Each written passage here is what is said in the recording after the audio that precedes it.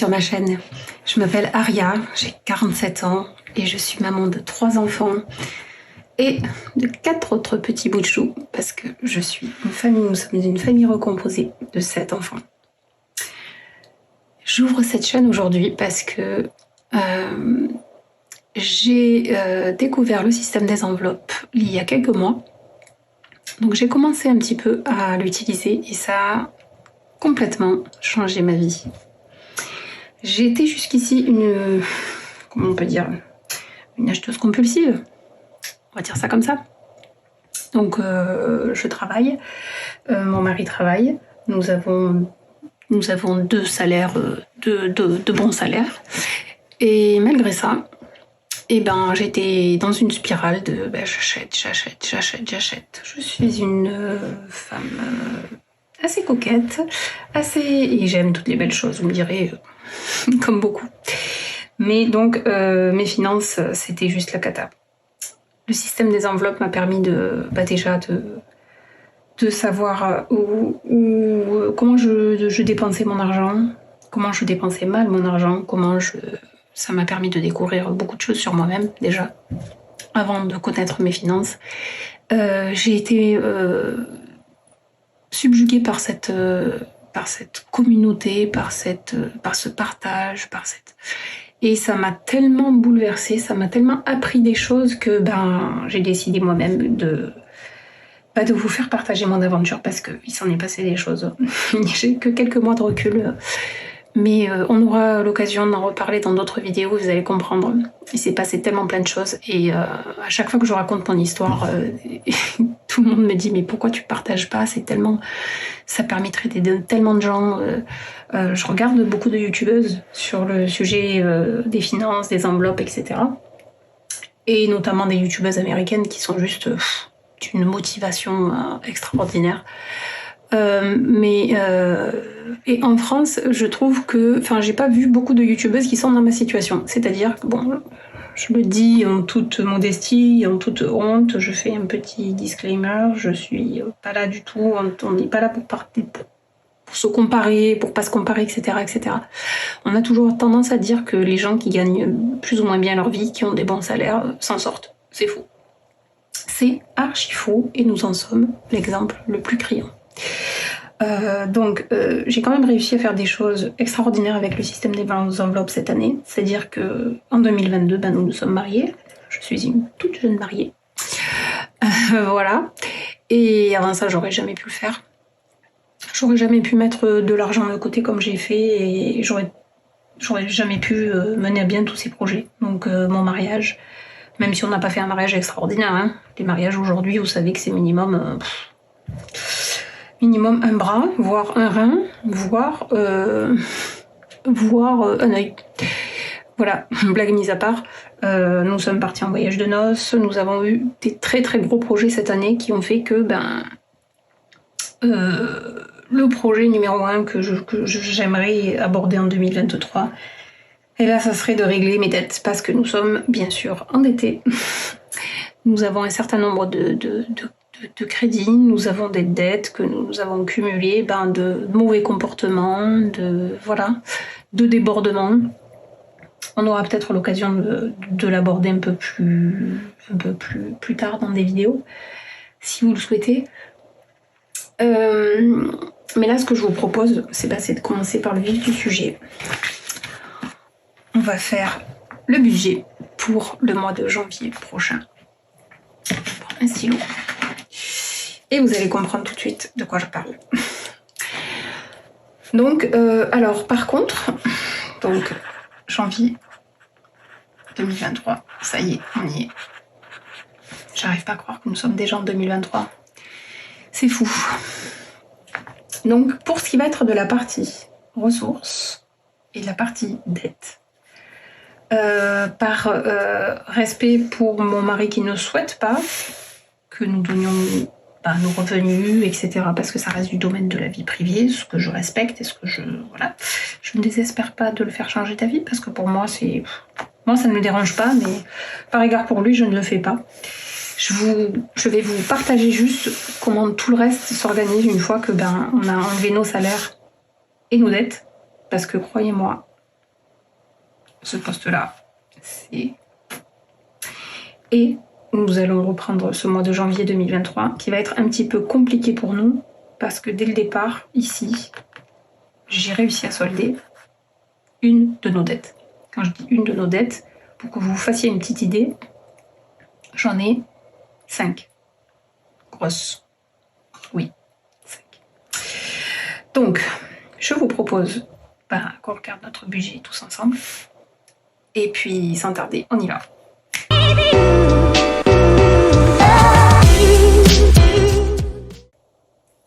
Allez, c'est parti. Donc, une fois que nous avons pris nos ressources et que nous avons éliminé les dettes et les crédits dettes, il nous reste 3 978,97 € à répartir. Donc, dans ces 3 978 €, nous avons en charge fixe, bien sûr, la location de notre maison. Vous imaginez bien que une famille recomposée de 7 enfants, il nous faut d'espace. Donc nous avons un poste de loyer qui est très très important. C'est ce que j'aimerais réduire. Faire comme bon nombre de nos concitoyens, acheter une maison. L'assurance de notre voiture, c'est 47,15 € par mois. Tout ce qui est portable, nous sommes chez Free. Alors, nous, on a une organisation qui est très compliquée parce qu'on a une maison à étage et on a besoin d'avoir 2 lignes pour qu'on puisse avoir du Wi-Fi et qu'on puisse capter. Mon mari travaille essentiellement, je vais dire le 3/4 de son temps en télétravail quand il n'est pas en déplacement, soit sur Paris, soit dans le sud de la France. Nous habitons dans le sud de la France, donc il est très régulièrement en déplacement aussi, mais donc il a besoin d'une connexion Wi-Fi très très forte pour pouvoir bien travailler, et d'où le coût de ces abonnements, sans compter nos 2 lignes de téléphone ainsi que les lignes des enfants. Enfin, tout ça regroupé, ça nous fait 102,84 €. Ouais, je sais. Ça fait partie des choses qu'il va falloir que je réfléchisse ou que je négocie. Mais pour l'instant, je n'ai pas réussi. Donc ensuite, ça c'est ma cantine. Donc moi, je suis cadre supérieur dans les ressources humaines. Et nous avons un restaurant au niveau de l'entreprise. J'y mange pas tout le temps parce que je suis quelqu'un qui a une... Je fais très attention à ce que je mange, donc en général, je prépare ma nourriture, je prépare mes menus, je prépare tout ça, je suis très très organisée. Mais je me laisse quand même une vingtaine d'euros parce que des fois, avec les collègues, on décide d'aller y déjeuner. C'est aussi un moment convivial, donc je me le laisse dans le budget. Ensuite, ma salle de sport, parce que je ne fais pas qu'attention à ce que je mange, je fais aussi attention à mon corps. Surtout à mon âge, n'est-ce pas? Donc 19,99 € pour l'abonnement à la salle. Ensuite, nous avons Apple, 61 €. Ça, c'est ma fille qui a voulu s'offrir le dernier Apple. Donc, elle le paye à crédit. Et j'ai récupéré donc son crédit, c'est moi qui le lui paye. Il reste encore quelques mensualités, mais ça faisait partie de son cadeau d'anniversaire. Donc on va le voir encore pendant quelques mois. Donc Apple, 61 €, ça représente juste le prix de l'achat de son téléphone. Ensuite, nous avons l'assurance de la maison qui totalise 58 € par mois. Ensuite, nous avons la facture d'eau et la facture d'électricité. Je ne sais plus écrire. Je suis un peu intimidée, c'est ma première vidéo. On ne voudrait pas. Donc 119 € pour l'eau par mois. Je sais. No comment. Et 145 € pour la facture d'électricité. Nous avons donc au total, en tout, en charge fixe, 2088,97 €. Je sais. C'est énorme. C'est pour ça que j'aimerais bien qu'on puisse solder ça pour pouvoir acheter une maison, pour que ça ça soit pour moi, quoi, concrètement. Déjà, en se renseignant un petit peu, on voit très bien que au niveau des crédits immobiliers, les mensualités, c'est rarement ce prix-là. Donc, et puis ça fait une paire d'années qu'on jette l'argent par les fenêtres, hein, pour pas dire autre chose. Donc ça fait partie de nos futurs projets. Donc il nous reste 1890 € pour nos enveloppes et pour nos épargnes. Donc inutile de vous dire que ce mois-ci, les épargnes, il n'y aura pas grand-chose de par ce poste-là. Mais ça, vous le verrez au fur et à mesure des vidéos, vous comprendrez. Donc en ce qui concerne les enveloppes, pour moi, il y a l'enveloppe alimentation, l'enveloppe fun, sortie, tout ce qui va être resto, petite sortie, aller boire un café quelque part, tout ce qui est moment fun qu'on peut faire en famille, la beauté, n'est-ce pas? Tout ce qui va être imprévu, divers, une enveloppe médicale, une enveloppe carburant, je crois qu'on a toutes et tous à peu près les mêmes, hein. Une enveloppe école et une enveloppe maison. Donc vous imaginez bien que un foyer de 9 personnes, le poste alimentation est très élevé. Ce mois-ci, je ne peux mettre que 600 €. J'en dis que parce que d'habitude, c'est bien plus que ça. Parce que je suis quelqu'un qui adore cuisiner. Autant je fais très attention à ce que je mange, mais j'adore cuisiner, j'adore recevoir, j'adore tout ce qu'il y a autour de la cuisine. Donc, inutile de vous dire que ici, ce poste-là, chez moi, c'est toujours au taquet. Je n'arrive pas... J'ai beau essayer par tous les moyens d'arriver à baisser ce poste-là, mais avec les augmentations, c'est juste une catastrophe. C'est de pire en pire. Pour les fun et sorties, 100 € par mois. Ça aussi, je l'ai baissé ce poste. J'avais plus que ça, mais bon, il faut bien faire des coupures quelque part. Ensuite, divers, beauté, pardon, 200 €. Oui, je sais, c'est beaucoup. Mais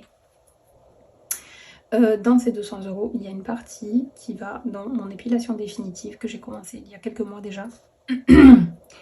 Et donc, ce poste-là va diminuer, mais pas dans l'immédiat. Et ça, c'est quelque chose que j'aurais dû faire depuis belle lurette. Ça m'aurait évité de payer des sommes astronomiques chez l'esthéticienne, mais bon. Chaque chose en son temps, et puis bon, il était temps de le faire, donc je le fais. Imprévu et divers, 100 €. Médical, 50 €. Je ne mets que 50 € parce que nous avons une très bonne mutuelle et qu'elle nous couvre la plupart de nos dépenses. C'est vraiment que pour des choses hyper exceptionnelles. Au niveau du carburant, 250 €. C'est un très gros poste parce que moi, je ne travaille pas du tout dans la ville où j'habite. Je travaille à 40 minutes de mon lieu de travail. Donc, je fais la route matin et soir. Et au prix du carburant, ça coûte. Ensuite, école, c'est 150 €. Ce qui comprend pas les frais de cantine des enfants et qui comprend aussi les cours particuliers pour un de nos enfants qui a des difficultés. Donc il est rentré en 6e cette année au collège. Et comment vous dire que la maturité n'est pas au rendez-vous et donc il faut lui apprendre la méthode, il faut lui apprendre plein de choses et il en a tout simplement besoin, donc on fait ce qu'il faut et puis on le fait. Moi, je n'ai absolument pas la patience pour ce genre de choses. J'ai beaucoup de qualités, mais ça par contre, la patience à ce niveau-là, au niveau de la pédagogie, je laisse ça à qui c'est le métier parce que moi je n'ai pas du tout la patience. Et enfin, maison, ça va être... C'est hyper varié, ça peut être tout ce qu'on va avoir besoin pour tout ce qui va être de l'entretien de l'hygiène qui ne va pas forcément rentrer dans l'alimentation, ce qui va être l'entretien de la maison, c'est-à-dire quand on a besoin de remplacer quelque chose, une ampoule. Pour l'instant, j'ai pas du tout de fonds, je compte bien le mettre en place dès que je peux. Une enveloppe d'épargne pour ça, mais pour l'instant, j'en ai pas.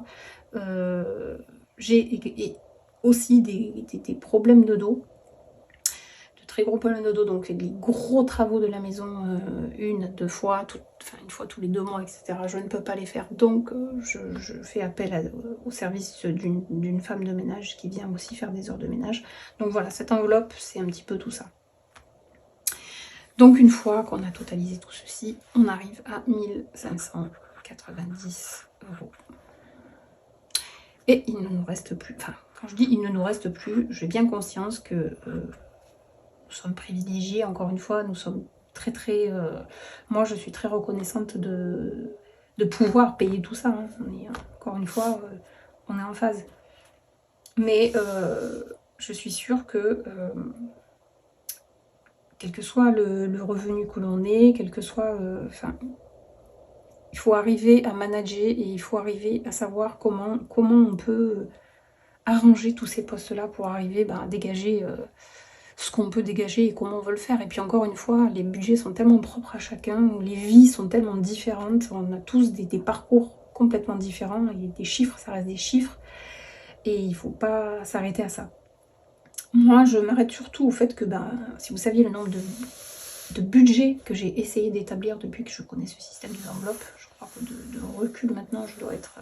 ça fait 7 mois à peu près, 7-8 mois que j'ai commencé le système des enveloppes. Je suis passée par tous les états, par tous les budgets, par tous les...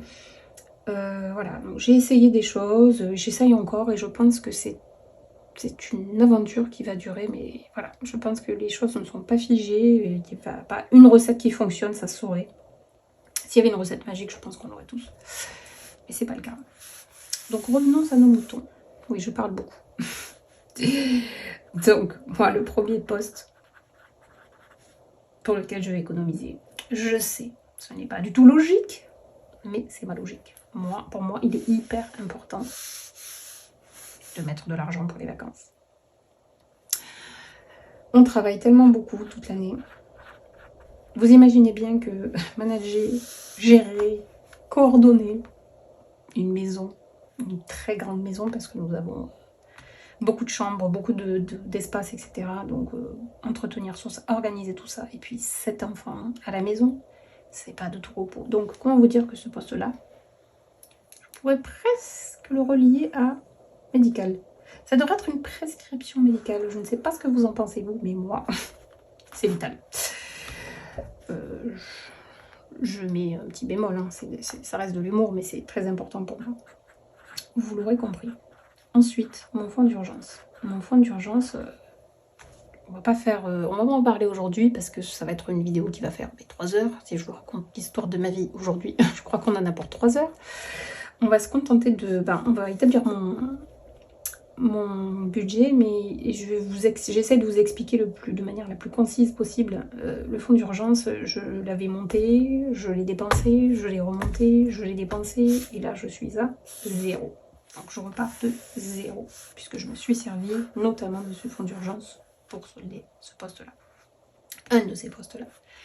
Donc on repart tranquillement avec 100 €. Et enfin, le poste voiture. Parce que ça, pour moi, c'est un incontournable.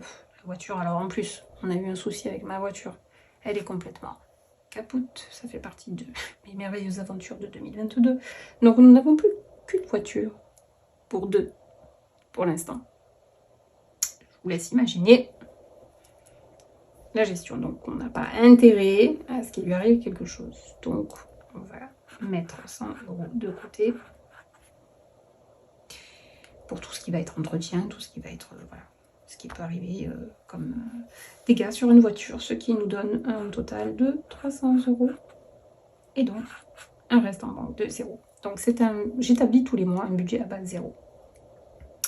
Moi j'entends beaucoup de youtubeuses notamment, etc. Oh, j'ai un petit truc doré qui s'est collé sur mon stylo.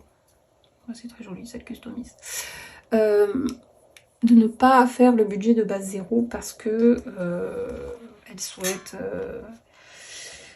souhaite toujours laisser quelque chose au cas où il y a un dépassement, etc. Bon, sachez que moi je ne suis pas dans ce cas-là parce que j'ai toujours une petite caution. Mon compte bancaire n'est jamais à 0.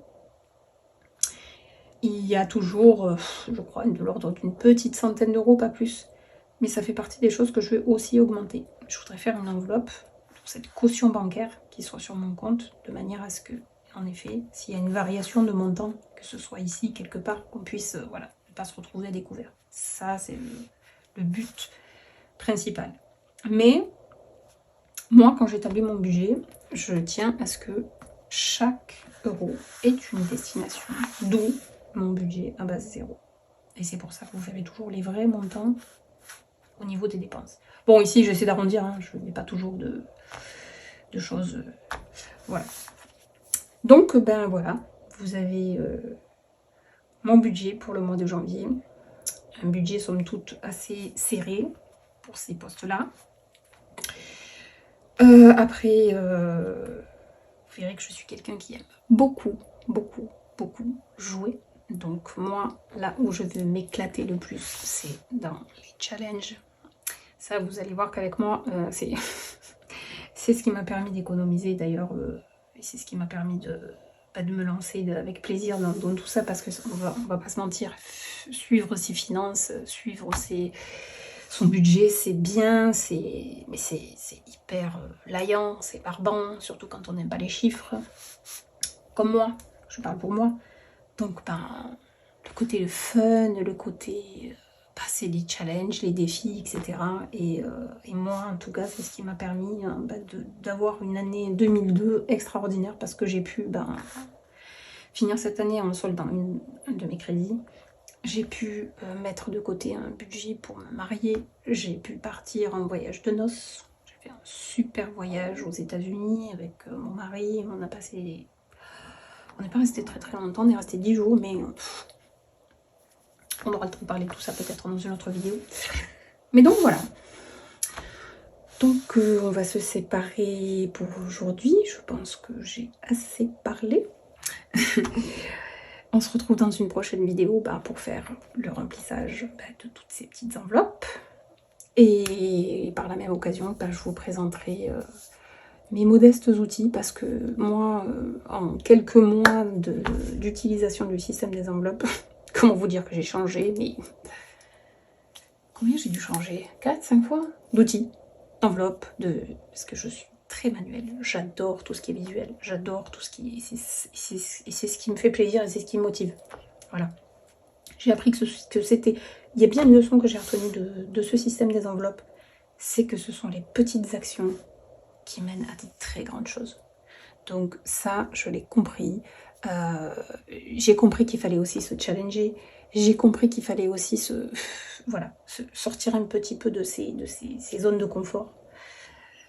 Et ça, écoutez, je vous propose de continuer à le faire avec moi. Je vais vous partager des choses, mais vous verrez, ma vie n'est pas de tout repos. Voilà. Bon, ce qui me concerne, on est le 31 aujourd'hui, donc je vais essayer de publier cette vidéo aujourd'hui, histoire qu'on commence en janvier l'année prochaine en ayant au moins fait mon petit budget, et même si peut-être que si j'ai le temps, je ferai le remplissage aussi, mais ça c'est moins sûr. Mais bon, voilà.